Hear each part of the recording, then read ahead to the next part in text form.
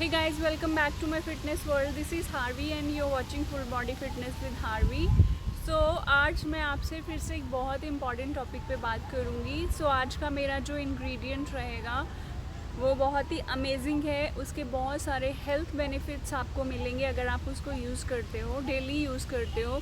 उसको यूज़ कैसे करना है ये भी मैं आपको बताऊंगी. और अगर आप उसको यूज़ करते हो तो आप फिट रह सकते हो. तो ये नेचुरल सी बात है कि अगर हम अपनी किचन में से कोई ऐसे इंग्रेडिएंट्स उठा के उनको यूज़ में लाते हैं डेली, तो ऑब्वियसली क्योंकि वो उसमें केमिकल्स तो होंगे नहीं और हम फिट रहेंगे. आज का मेरा जो इंग्रेडिएंट है वो है कलौंजी cumin seeds, black cumin seeds बोलते हैं उसको. तो आज का मेरा जो एक इंग्रेडिएंट है या एक हर्ब है, कुछ भी सीड्स बोल लो आप, कलौंजी किचन में इजीली अवेलेबल होती है. अगर आप उसको डेली यूज़ में लाते हो तो उसके बहुत सारे हेल्थ बेनिफिट्स आपको मिलते हैं. अगर आप यूज़ करते हो तो आपको क्या क्या हेल्थ बेनिफिट्स मिलेंगे तो यही आज मैं आपसे शेयर करूँगी.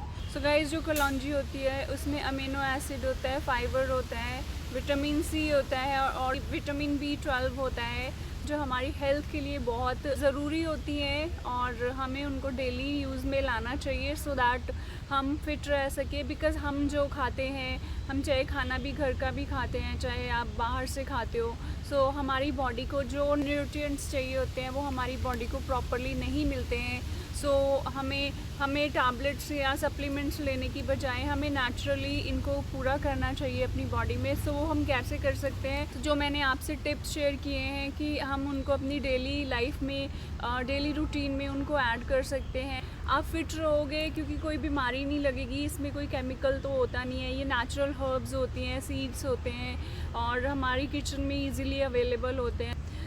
हम खाने में भी डालते हैं बट स्टिल कहीं ना कहीं कमी रह जाती है न्यूट्रिएंट्स की, या जो हमें न्यूट्रिशन चाहिए होता है वो हमें प्रॉपरली नहीं मिल पाता है.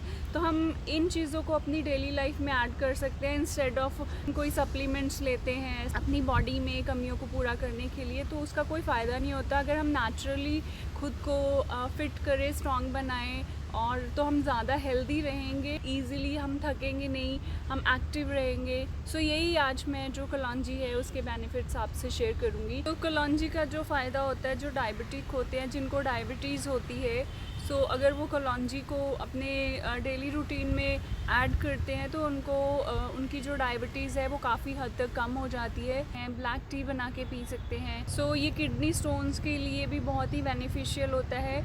इसको यूज़ में कैसे लाना है, आप जैसे ब्लैक टी बना के पीते हो तो आप अर्ली मॉर्निंग जब भी आप उठते हो तो इसकी ब्लैक टी बना के पी सकते हो. तो ये किडनी स्टोन्स के लिए प्लस आपके डायबिटिक जो पेशेंट हैं उनकी शुगर लेवल को कम करने में बहुत हेल्प करता है. गाइज़, ये वेट लॉस में भी बहुत हेल्प करता है. अगर आप इसकी चाय बना के पीते हो, जैसे ब्लैक टी बना के पीते हो, या फिर इसको रात को आपने 1 चम्मच भिगो देना है पानी में और 1 गिलास पानी में भिगो के रख देना है. सुबह अगर आप खाली पेट लेते हो तो इससे आपका वेट लॉस बहुत जल्दी होगा. अगर किसी को अस्थमा की प्रॉब्लम है, क्योंकि आजकल पोल्यूशन बहुत है तो कईयों को सांस लेने में प्रॉब्लम हो जाती है, या जिनको अस्थमा होता है तो उनको सांस लेने में बहुत दिक्कत होती है. वो भी इससे अपना अस्थमा की प्रॉब्लम ठीक कर सकते हैं. उन्होंने मॉर्निंग में उठ के गर्म पानी के साथ कलौंजी एंड हनी को मिक्स करके लेना है. तो उनको इस चीज़ में भी फ़ायदा मिलता है. जो एस्थमेटिक पेशेंट्स होते हैं उनको ये ज़रूर लेना चाहिए. ये काफ़ी हद तक आपको इस जो अस्थमा की प्रॉब्लम है इससे आपको रिलीफ देगा. अगर किसी की मेमोरी बहुत वीक है या उनको कुछ याद नहीं रहता है या अल्जाइमर की प्रॉब्लम होती है, तो अगर वो कलौंजी को डेली यूज़ में लेके आते हैं तो उनको इससे काफ़ी फ़ायदा मिलता है. और ये बहुत मेमोरी बूस्ट करता है, आपकी मेमोरी को स्ट्रॉन्ग बनाता है, उसमें हेल्प करता है ये. तो आप कलौंजी सीड्स को हनी के साथ सुबह खाली पेट ले सकते हो.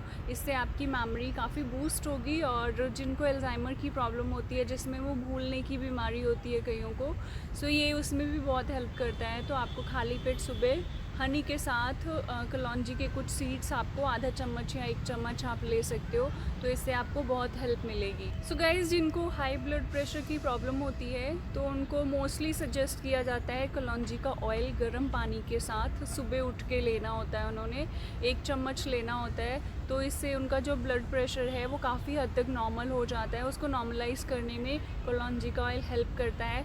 बट अगर आप पेशेंट हो हाई ब्लड प्रेशर के, तो प्लीज़ आप अपने डॉक्टर से ज़रूर कंसल्ट करिएगा। आप ऐसे मत लीजिएगा।